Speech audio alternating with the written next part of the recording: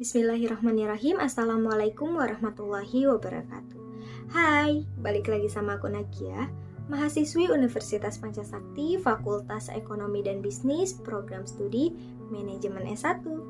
Nah, kali ini Nagia akan membahas mata kuliah Emotional Intelligence tentang faktor emosi dalam perilaku konsumen. Faktor emosi dalam perilaku konsumen. Pertemuan ini kita akan membahas dari aspek rasional dan emosional bagi pemasaran. Yang pertama, 3 faktor utama lingkungan toko, faktor sosial, desain, dan ambien. Harus dikelola sedemikian rupa sehingga dapat menciptakan mood positif bagi konsumen. Sherman et al. Pada tahun 1997 menemukan bahwa faktor sosial dan desain dari lingkungan toko berpengaruh positif terhadap kesenangan, sedangkan faktor ambience berpengaruh positif terhadap arousal. Yang kedua, pemasar harus menerapkan pendekatan iklan yang berbeda untuk kategori individu yang berlainan. Ketiga, pemasar dapat menawarkan nilai sosial dan emosional tertentu melalui ketersediaan yang terbatas. Komunikasi pemasaran yang berbasis citra sosial dan berfokus pada asosiasi dengan orang, objek atau simbol tertentu, dan penawaran eksklusif yang baru. Keempat, pemasar juga dapat membentuk kelompok konsumen eksklusif yang mengelola berbagai aktivitas khusus. Konsumen cenderung akan lebih terlibat dan berpartisipasi aktif dalam aktivitas-aktivitas khusus, karena event semacam itu dapat menawarkan kepuasan emosional kepada mereka. Orientasi pelanggan. Orientasi pelanggan merupakan faktor kunci keberhasilan dari dunia pemasaran modern. Istilah ini telah menjadi semacam mantra ajaib dalam sebagian besar buku-buku teks laris di bidang pemasaran dan perilaku konsumen. Setiap organisasi, baik yang berorientasi pada laba maupun nirlaba, wajib menggunakan sudut pandang konsumen dalam merencanakan dan mengorganisasikan aktivitas-aktivitas pemasarannya. Akan tetapi, memahami perilaku konsumen bukanlah pekerjaan yang gampang. Perilaku konsumen sangatlah kompleks dan sukar diprediksi.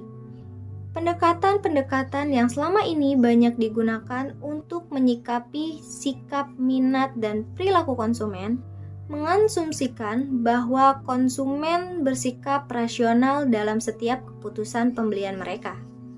Salah satu pendekatan yang hingga saat ini masih mendominasi studi perilaku konsumen adalah paradigma pemrosesan informasi. Paradigma pemrosesan informasi. Secara teoris, setiap kali seseorang membeli barang atau jasa, ia berharap barang atau jasa tersebut akan memberikan utility atau kegunaan maksimal. Dengan kata lain, setiap konsumen adalah rational economic man yang memiliki alasan rasional dan membuat pilihan rasional dalam pembelian produk. Pandangan ini merupakan asumsi dasar paradigma pemrosesan informasi terhadap perilaku konsumen. Studi perilaku konsumen dalam teori ini berfokus pada mekanisme pemrosesan informasi, yaitu cara konsumen mengumpulkan, memproses, menyimpan, memanggil kembali, dan menggunakan informasi dalam proses pembuatan keputusan. Pada umumnya, proses pembuatan keputusan pembeli yang lengkap dan paling kompleks terdiri dari 5 tahapan. Yang pertama, identifikasi kebutuhan, pencarian informasi, pengevaluasi informasi, keputusan pembeli, dan perilaku pembeli. Kritik terhadap paradigma pemrosesan informasi. Menurut Marsden and Litter pada tahun 1998, ada 5 perspektif perilaku konsumen kontemporer. Yang pertama, kognitif, proses informasi. Yang kedua, behavioral. Yang ketiga, sifat psikografis, gaya pembuatan keputusan. Yang keempat, interpretif. Yang kelima, postmodern. Meskipun paradigma pemrosesan informasi sebagai bagian dari perspektif kognitif, sehingga kini menjadi mendominasi studi perilaku konsumen. Kita lanjut ke peranan faktor emosi. Emosi atau mood, menurut Forgas 1997, mengatakan bahwa dalam batas tertentu, mood mempenuhi apa yang dipelajari dan dihafal orang.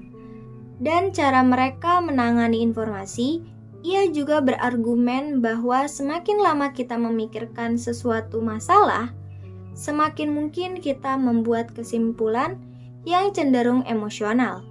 Oleh sebab itu, studi mengenai peranan emosi kini semakin penting guna memahami perilaku konsumen, khususnya pengalaman konsumsi. Konsumen membeli dan mengkonsumsi produk bukan sekedar karena nilai fungsionalnya, namun juga karena nilai sosial dan emosionalnya.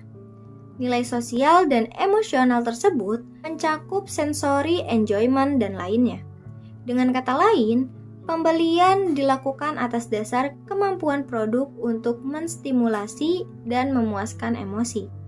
Baik emosi positif, seperti meningkatkan rasa percaya diri karena memakai jas eksklusif dan parfum terkenal, maupun emosi negatif seperti rasa takut saat menonton film hantu atau naik roller coaster, dapat menjadi pengalaman yang menyenangkan. Sejumlah riset menunjukkan bahwa emosi memainkan peranan signifikan dalam mengumpulkan informasi, evaluasi, dan seleksi produk. Misalnya menemukan bahwa mood positif berpengaruh positif pada produk dan iklan, sementara mood negatif memiliki peran yang sebaliknya. Jadi, individu yang sedang dalam mood positif lebih gampang menerima stimulus pemasaran seperti iklan dan wiraniaga daripada mereka yang sedang dalam mood negatif. Jadi, individu yang sedang dalam mood positif lebih gampang menerima stimulus pemasaran seperti iklan dan wiraniaga daripada mereka yang sedang dalam mood negatif. Itu dia pembahasan kita kali ini mengenai faktor emosi dalam perilaku konsumen. Semoga bisa bermanfaat ya. Terima kasih. Wassalamualaikum warahmatullahi wabarakatuh.